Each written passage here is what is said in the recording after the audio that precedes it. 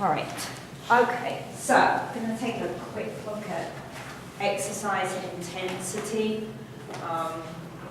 And we'll come back and review this. It actually comes from a later chapter in our book, but because it plays a role in your physical activity logs, and it'll come up in one of the exams, but I think it's later. I just wanted to kind of give you this information twice. I want you to see it more than once, and then when I give you your physical activity logs back next week, if I've made comments about your intensity measure or lack of intensity measure, if you didn't include that, then it will make a little more sense. Because although we've talked about it on and off during the semester so far, we haven't done one kind of concerted look at it. Bless you. Okay? All right, so we've got various different ways of measuring intensity. Intensity is how hard am I working, right? So the work rate, the work output that I'm putting forth to do my exercise or my physical activity, right? So we've mentioned in class a couple of times that we can use heart rate. Right? And so if you have a look here, you can see this is VO2 and heart rate. We have a linear relationship between the two. It's very difficult to directly measure VO2 while you're exercising unless you're hooked up to a computer. So we can use heart rate instead of VO2 if we want to. All right, so to use heart rate, we're going to use a percentage of our heart rate max.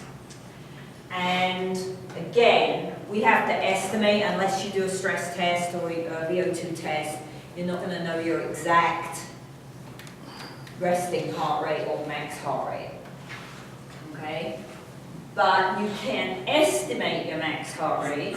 The easy way to do it is 220 minus your age. The easier it is, the bigger the error, right? A slightly better way of doing it is 207 minus 0.7 times your age. I've also seen that equation as 207 minus 0.8 times your age. So there's a couple of different versions of this. 220 minus your age is nice because if you're out on the field or you're working with a client, you can just do, right? That's easy. Personally, I can't times my age by 0.7 without a piece of paper and writing it out. But this is, as I say, the more complicated, the closer it is to reality. It's still an estimate, so you've got to pay attention, because if the workload you set appears to be too hard or too easy, it could be because the error on the max heart rate is a little bit bigger than normal. Right? When I was younger, I haven't done it recently, but when I was younger, that 220 minus my age overestimated my max heart rate by about 4 beats per minute. So that's quite a big difference when you're looking at a percentage of that. Okay. So just remember, it's an estimate. You still may need to adjust how you set your intensity levels. Okay.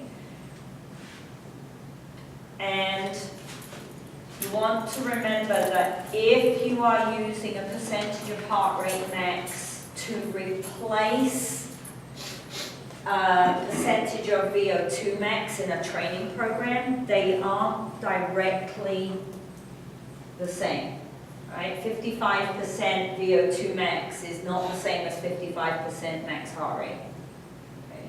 So if you go back to this chart, you'll see that about 70% of your max heart rate is about 50% of your VO2 max. So if you're using a training program from elsewhere and they've set the intensity in percentage VO2, you can translate that to a percentage heart rate so that you can be accurate while you're training. Does that make sense? All right. So because they have this linear relationship, it's a relatively simple switch, but you've got to remember to do the switch, otherwise your intensity will be off completely for the program. Right? Remember, intensity is the key. Right? If I want to achieve the goal of the program, I have to get the intensity right. If I set it too high or too low, then I'm not going to achieve the outcome I was aiming for. Any questions on that? Right, so if you're setting a training range, right, if you're working with a friend who's 20, right, make it easy. So, heart rate max, 207 minus 0.7 times 20, right? That equals 193 beats per minute. Okay. So if you were going to set them, let's say they're relatively in shape and their goal is to improve their aerobic capacity, right? So my training range, then the bottom of my training range, we might pick at 77% heart rate max. Okay, so that's about 149 beats per minute. And the top end of my range might be 90, because they don't want to kill themselves. 95 is too uncomfortable. Okay, unless you're a competitor, most people don't want to go there, it's a bit ugly. 90% heart rate max. This is a good aerobic training zone. Okay. That would be about 178 beats per minute.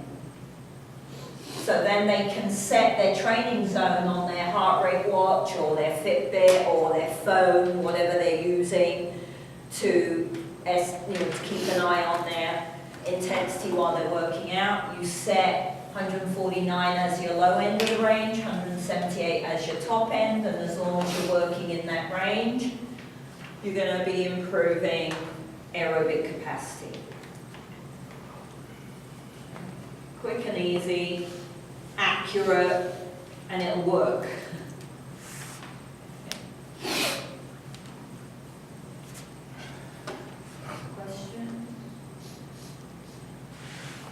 I mean, I've said a couple of, this is my preference, it's so easy. It's so easy. And if you don't have a heart rate watch or a Fitbit, because those are outside your price range, you can take it for free, right? You gotta teach them how to take it properly so that they're keeping an eye on the range, and you gotta keep stopping because it's hard to run and take your heart rate, but there's a lot of benefits to using this version as an intensity measure.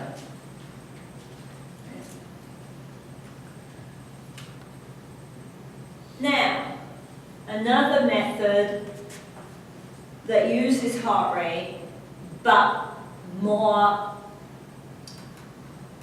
closely aligns to VO2. So where you have to make the adjustment between a percentage of your VO2 and a percentage of your heart rate max. If you use heart rate reserve, it's called the Carbonen method, you don't have to make that conversion. Right? So some people like this because they can use it directly to line up with a VO2 training program. So with Carbonen, you want your heart rate reserve, which is your heart rate max minus your resting heart rate. And then you have a percentage of That heart rate reserve gives you a version you can use that works for VO2 max. So I can calculate my training heart rate range. It's a little bit more fussy. So my target heart rate is what I want to be at for a specific percentage of VO2 max.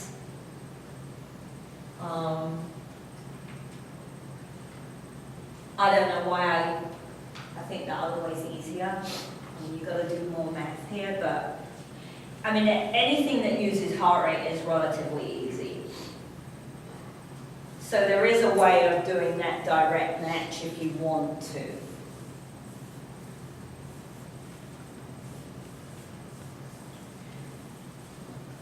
Another version, so we can use heart rate. We can use perceived ratings of perceived exertion. So they're called an RPE scale. This particular one is a version of Borg. There are several different types of RPE scales available. This one is quite common. I think this is the one that's in your workbook, right? A 6 through 20. There is a 1 through 10. As I say, there's a couple of other RPE scales out there on the internet that you can find. And the idea of an RPE scale is that you don't have to measure anything, you just have a range of numbers and you have to estimate, you say, okay, I'm working at level 13. So on a traditional Borg scale, 6 through 20, 7's I'm not working very hard at all. 11, still working pretty easily.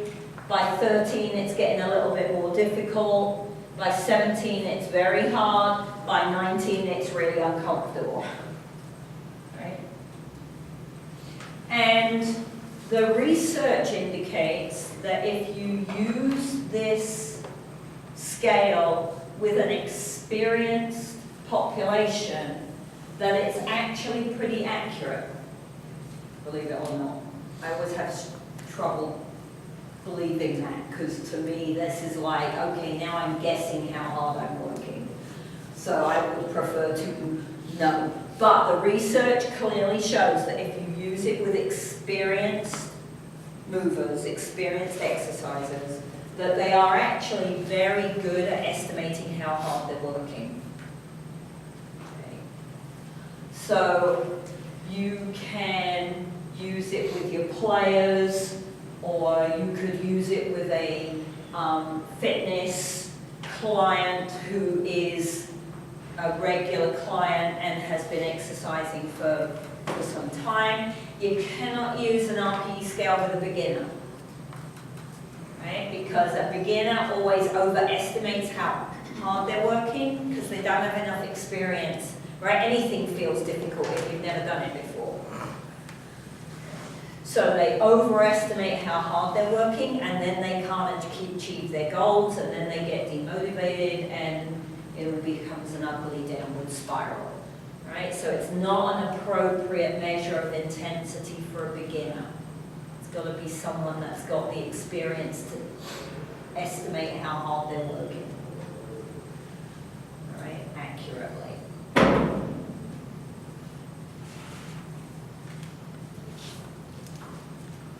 So heart rate, we know we can use percentage of VO2 max, except we have no way of measuring that while we're exercising, okay? Unless we're going to use Carbonen.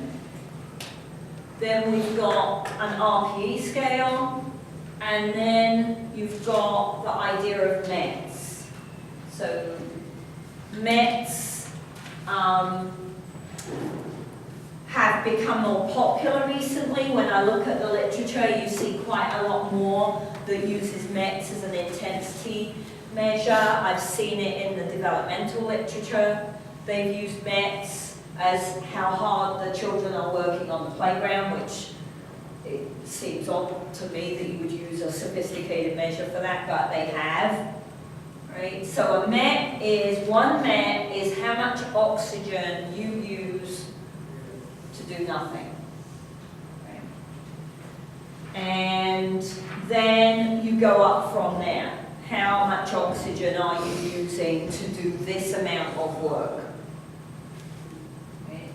So again, if you're going to use it dead accurately, you would need to be taking gas exchange measures. Right? But there is, again, if you use it with people who are experienced, they can say, okay, I know I'm working 3 times harder than I work when I'm sitting down, or I'm working 6 times harder than I work when I'm sitting down. And so they can use a relatively simple number to estimate the amount of oxygen they're using. So at rest, on average, it's around 3.5 milliliters per kilogram per minute. So 3 METs is about 10.5. The higher the MET number, the higher the intensity of the workout. I think 3 to, I think it's 6. I think it's 3 to 6 is considered moderate intensity. Over 6 is representing vigorous intensity. Right? If you're under 3, you're working at low intensity. So there are some limitations though, because it doesn't really take into account the environment. So we haven't done what happens at altitude yet, but when I go up to altitude, my oxygen consumption changes. But METs don't take account of that. So 4 METs at altitude is much harder work than 4 METs at sea level.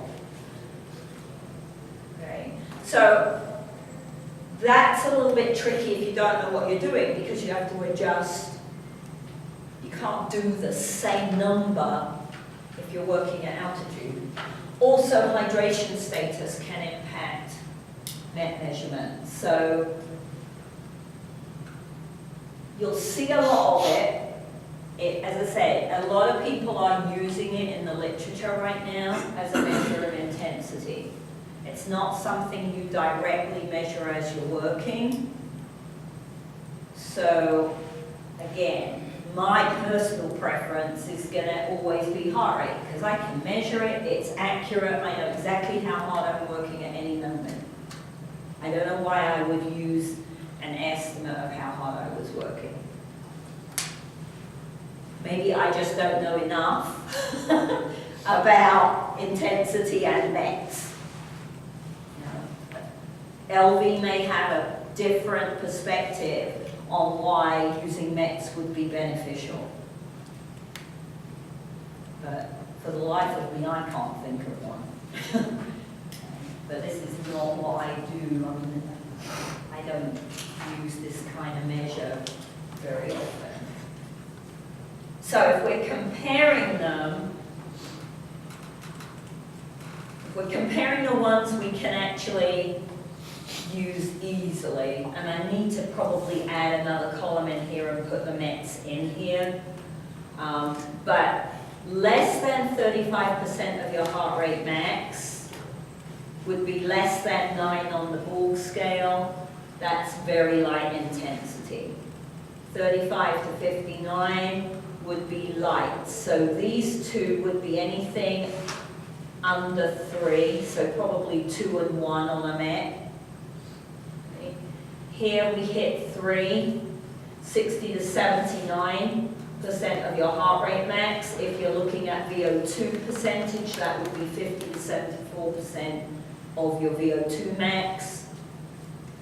12 to 13 on the scale, 3 on the MET.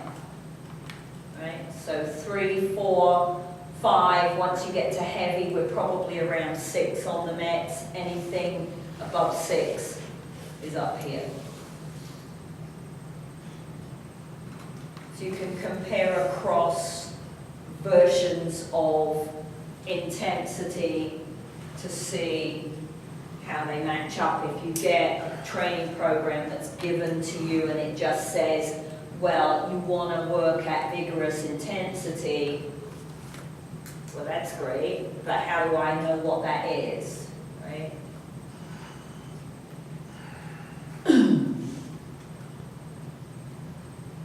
Question. So it's key. You want to teach your students, your athletes, your clients, whoever you're working with, about intensity. All right, remember our fat max zone. Right. So if my goal is to lose fat mass, I can't work out at high intensity. If I'm not measuring my intensity while I'm working out, how do I know if I'm in the right range to achieve the goal I set to lose fat mass? Right? You've got to measure it. So, it's a broken record. That's why I love my heart rate monitor. I can just watch it all the time while I'm biking or while I'm walking.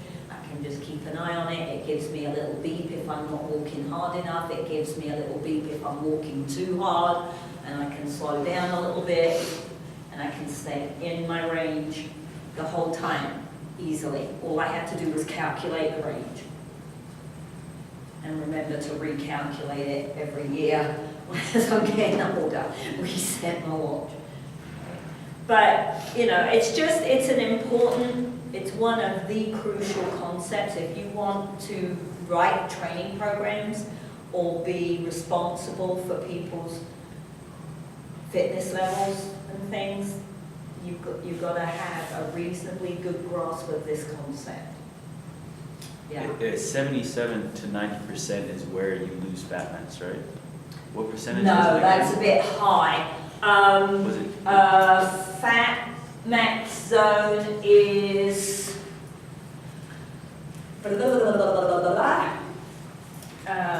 top end is 79% of your heart rate max. I think the bottom end,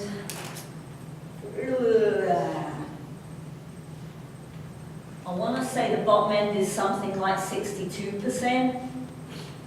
Off the top of my head, I can't remember.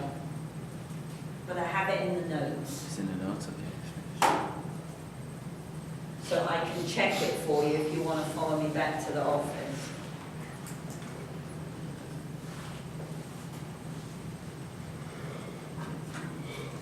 Okay? The nice thing, giving you personal anecdotes, because for me, my age, my goal is to maintain, at least not put on fat mass, maybe not lose it, but at least to do my best not to put any on, because that's typical of women in my age range, right? So one of my goals is to try to keep my fat percentage relatively stable, and the other is to try to maintain or improve my aerobic capacity, because as you get older, the impact of aerobic capacity on cardiovascular disease and type 2 diabetes and all these other is huge. So I'm on a health kick, right? The nice thing about that fat max zone is that the higher end of the fat max zone overlaps with the aerobic zone. So if I set my target heart range not at the bottom end of the fat max zone, kind of halfway through and then up and over a little bit, then I can do both goals at the same time. So for me, that's a really useful piece of information. But again, it depends on who the person is that you're working with, what is their goal, what is your goal. What about, all of these are aerobic measures of intensity. What's your measure of intensity if you're doing a weightlifting program?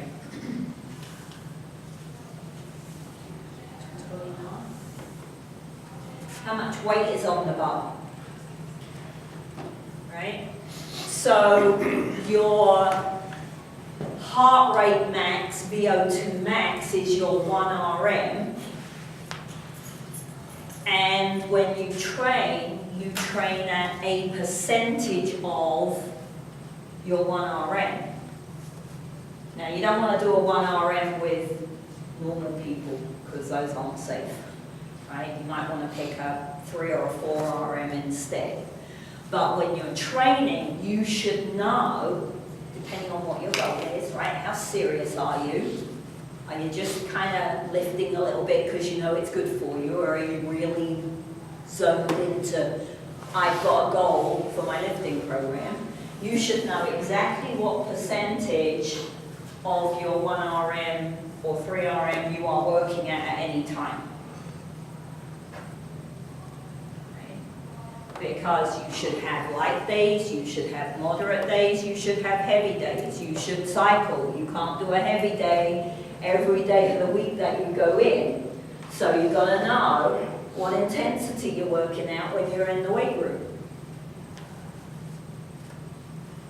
Okay. It's exactly the same idea, it's just a slightly different way of measuring it. I can't use an aerobic measure of intensity if what I'm doing is an anaerobic exercise. Right? Now, you can use RPE in the weight room. I have seen that done. Again, you wouldn't be able to do it with a beginner. But if you're on a serious lifting program, a percentage of your 1 RM is the way to go.